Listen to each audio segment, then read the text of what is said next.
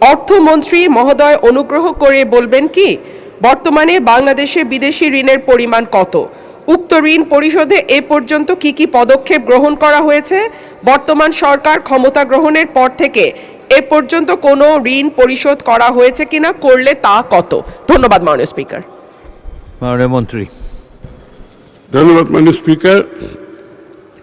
ফেব্রুয়ারি 2026 মাস পর্যন্ত হিসাব অনুযায়ী বাংলাদেশ সরকারের বৈদেশিক ঋণের স্থিতি ৭৮,067.20 মার্কিন মিলিয়ন ডলার সমপরিমাণ। অর্থনৈতিক সম্পর্ক বিভাগ সরকারের পক্ষে বৈদেশিক ঋণ পরিশোধ করে থাকে।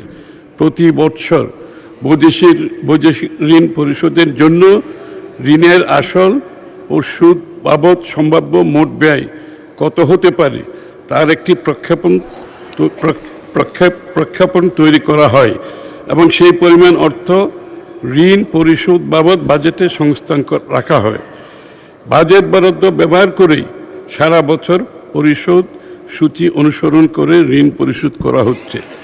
বর্তমান সরকার ক্ষমতা গ্রহণের পর থেকে এই পর্যন্ত মোট 90.66 মিলিয়ন মার্কিন ডলারের সমপরিমাণ ঋণ পরিশোধ করা হয়েছে। আপনাকে ধন্যবাদ মাননীয় স্পিকার।